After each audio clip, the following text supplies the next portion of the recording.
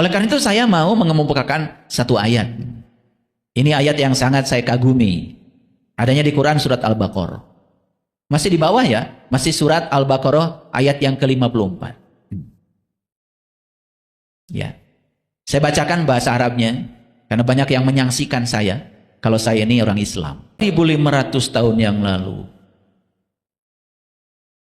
semua ilmuwan di alam semesta ini mempertanyakan, sebetulnya semua benda-benda yang di alam semesta ini, termasuk diri kita sendiri, itu terbuat dari apa? Ada bumi, ada matahari, ada planet, ada bintang-bintang, ada pohon, ada batu, semua yang bersifat materi. Ada hewan, ada tumbuhan. Mereka mempertanyakan, sebetulnya semua itu berasal dari apa? Itu pertanyaan 2500 tahun yang lalu. Lalu mereka semuanya berhipotesa, mengemukakan pendapatnya sendiri-sendiri. Ada yang bilang, alam semesta ini tersusun dari 4 unsur. Yang namanya api, yang namanya air, yang namanya udara, yang namanya tanah. Dan mereka menganggap saat itu seolah-olah 4 unsur itu adalah unsur dasar. Tapi kemudian penemuan-penemuan, eksperimen-eksperimen mulai berkembang. Bahkan ada ilmuwan yang berani mengatakan, oh ternyata air, api, udara, dan tanah ini tersusun oleh sesuatu yang amat kecil, yang saat itu disebut saja atom. Lalu mereka mengatakan atom adalah bagian terkecil dari suatu unsur yang tidak bisa dibagi-bagi lagi saat itu. Karena teknologi belum secanggih yang sekarang. Nah, ketika orang mengemukakan konsep atom, tentu saja banyak yang menentangnya. Karena atom tidak bisa dilihat. Seolah-olah yang tidak bisa dilihat itu tidak ada. Padahal yang tidak bisa dilihat bukan tidak ada. Karena keterbatasan teknologi, keterbatasan penglihatan kita saat itu. Makanya ketika orang mengemukakan konsep atom, semua menyerang. Biasa. Kalau ada hal baru, ya, dan orang-orang yang merasa mapan dengan konsep lama tidak bisa menerima.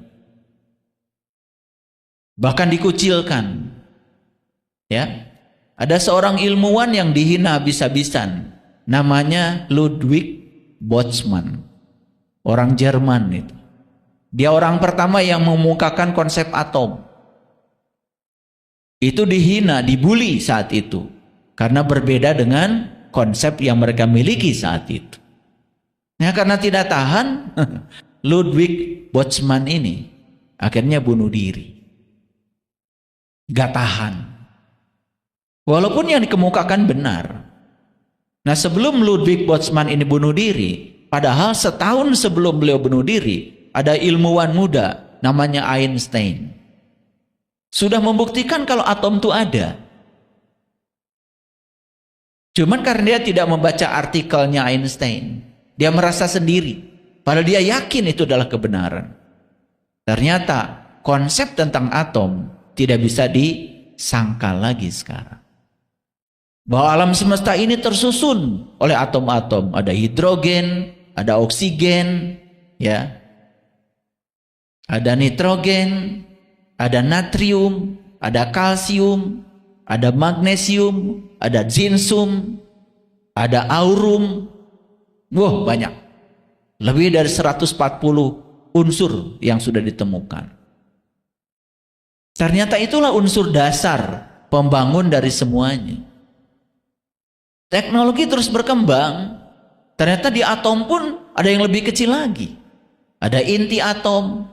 Isinya ada proton, ada neutron, ada lagi yang namanya elektron, ada lagi yang namanya positron, ada yang namanya quark subatomik, adanya lepton, adanya boson, terus ilmu pengetahuan berkembang. Entah sampai kapan. Mungkin suatu saat kita akan sampai pada satu partikel yang mungkin tidak bisa dibagi lagi. Yang saking lembutnya tidak bisa dibagi lagi. Lalu sekarang kita sudah memasuki satu kesadaran manusia berdasarkan pemahaman ilmuwan yang disebut dengan medan kuantum. Ternyata alam semesta ini isinya adalah getaran, vibrasi, energi. Dan ternyata semua yang datang ke dalam kehidupan kita itu bukan ciptaan Tuhan. Tuhan itu hanya sang keberadaan, sang kehadiran. Semua yang datang dalam kehidupan kita karena kita menggunakan diri kita untuk menarik semua itu sehingga mereka tertarik ke dalam kehidupan kita. Dengan konsep getaran, konsep energi. Dulu konsep energi, kata Einstein, energi sama dengan massa dikalikan kecepatan cahaya dikuadratkan. Para ilmuwan fisika kuantum menemukan lebih dalam lagi. Ternyata energi adalah sebuah konstanta yang disebut dengan konstanta Boltzmann. Itu yang tadi bunuh diri itu. Karena dia orang pertama yang menemukan konsep itu. Dia yang pertama kali mengemukakan sebuah teori, namanya teori kinetik. Ternyata energi itu adalah sebuah konstanta alam, namanya konstanta Boltzmann, dikalikan frekuensi. Makin tinggi frekuensinya, makin besar energinya.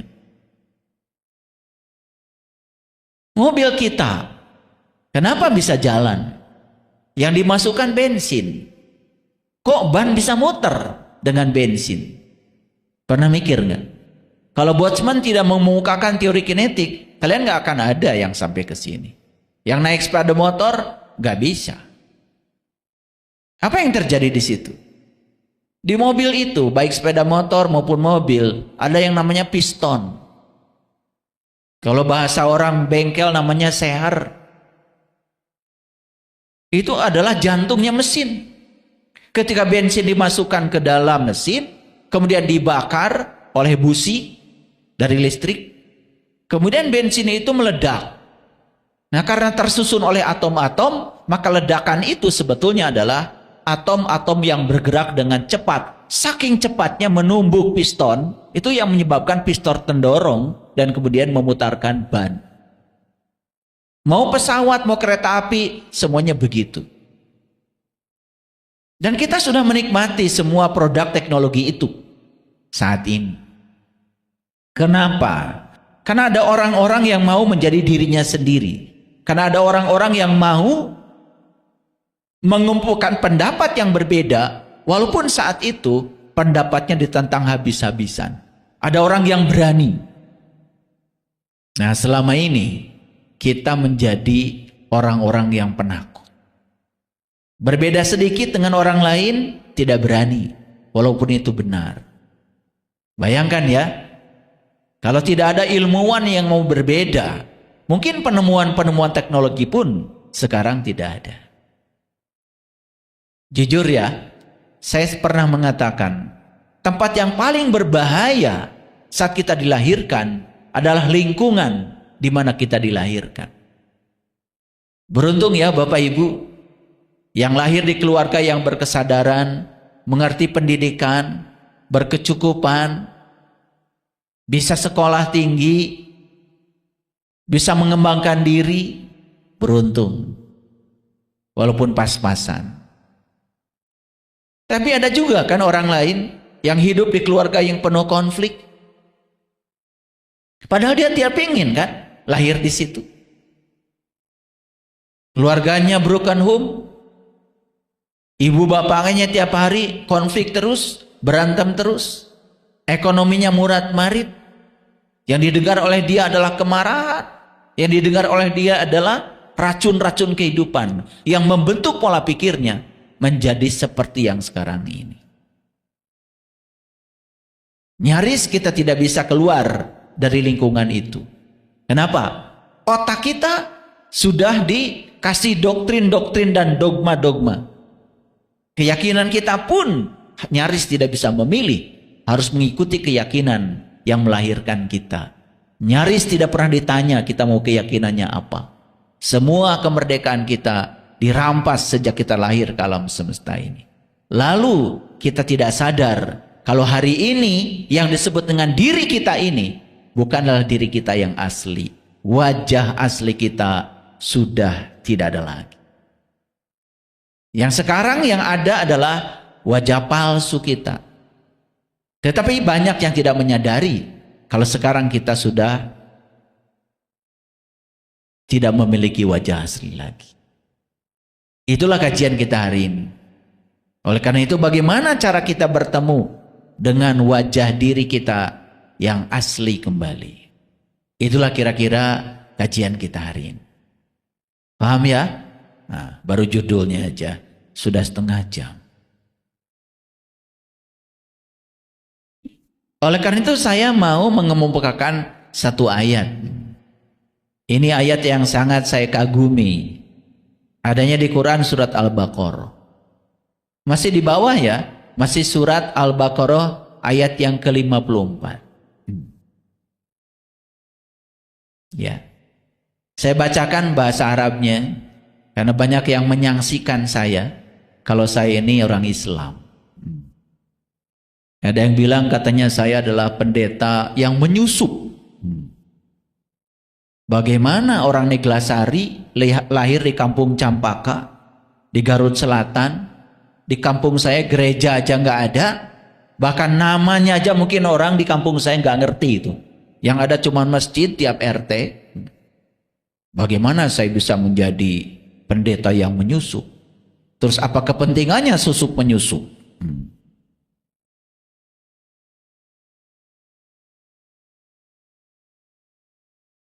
Jadi saya bacakan ya, biar orang-orang tahu kalau saya ini dari kecil dibesarkan di lingkungan keluarga Islam.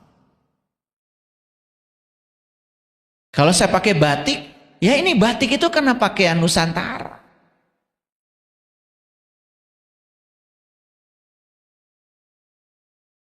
Ya, karena saya nggak punya jubah, punyanya ini.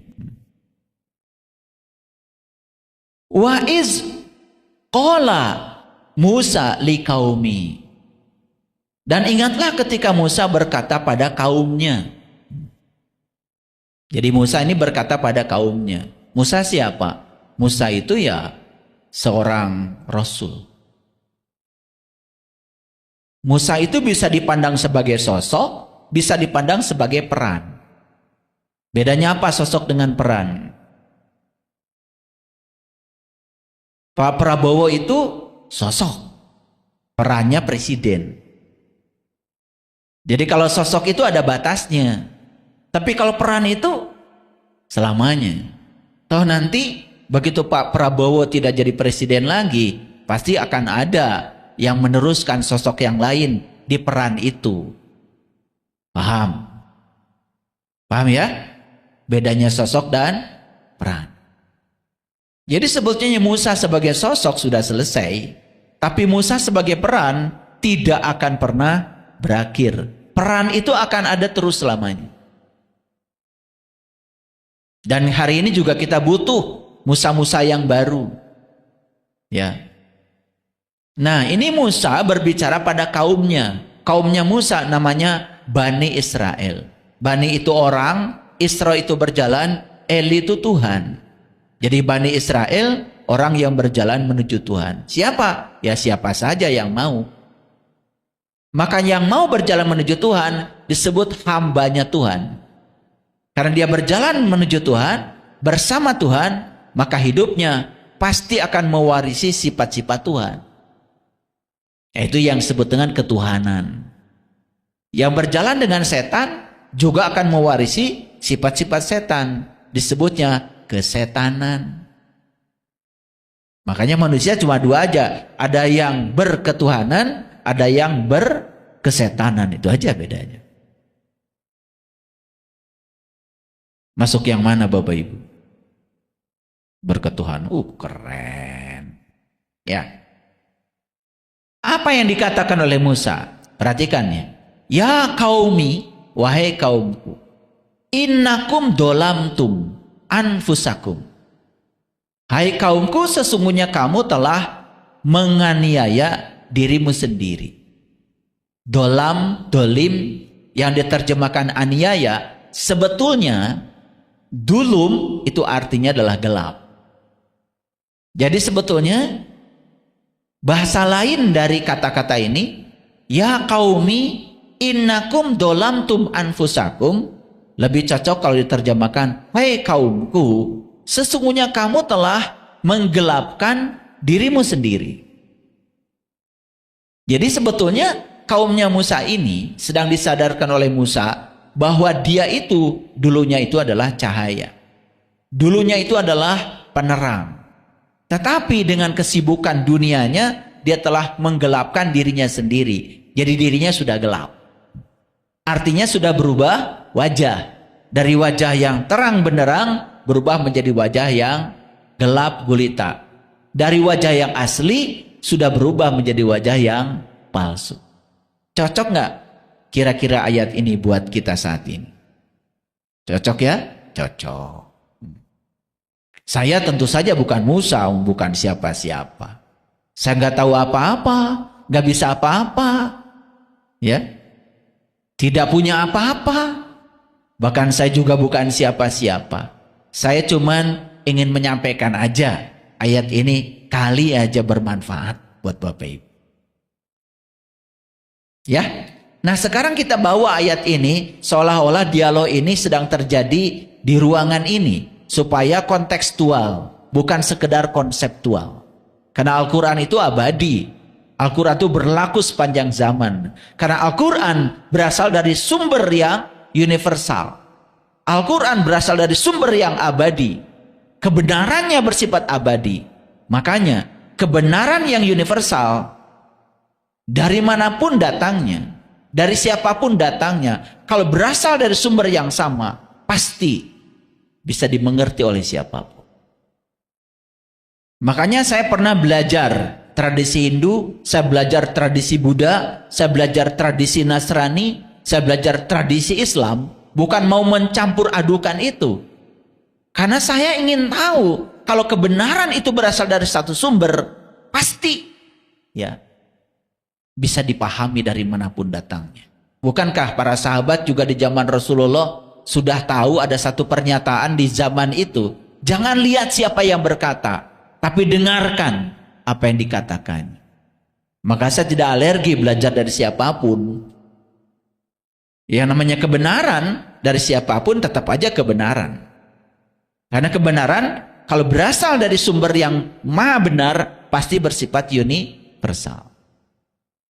Makanya kajian saya ada yang mendengar sahabat kita dari Bali, agamanya Hindu, ada yang mendengar sahabat kita dari Buddha, dari Nasrani.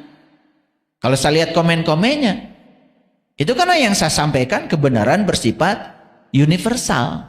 Artinya siapapun yang mendengar, ya pasti akan cocok, apapun keyakinan. Paham ya? Nah. Oke, dilanjutkan dulu. Ya, sesungguhnya kamu telah menganiaya dirimu sendiri. Sebenarnya dolim itu bukan aniaya sebetulnya, tapi telah menggelapkan dirimu sendiri. Paham ya? Oke. Apa yang dilakukan umatnya Musa? Nah, di sini dikatakan ya, bittikhadikumul ijla. Karena kamu telah sibuk dengan ijla. Jadi ijla itu oleh Departemen Agama disebut anak sapi. Pernah lihat anak sapi? Pernah lihat nggak anak sapi? Pernah lihat ibunya sapi? Makanya ini Qur'annya namanya Quran surat Al-Baqarah. Al-Baqarah itu cerita sapi betina. Nah, sapi betina itu lambang dari ibu. Lambang dari jasmani. Nah, ijla itu diterjemahkan Departemen Agama anak sapi. Awas, anak sapi yang dimaksud ini bahasa mutasabihat, bukan anak sapi yang itu. Tapi anak sapi itu segala hal yang berhubungan dengan urusan jasmani. Oke, Bapak Ibu saya tanya dulu supaya ngerti. Ini jasmani kan? Jasmani. Dibedakin nggak tadi? Oh, bedakin.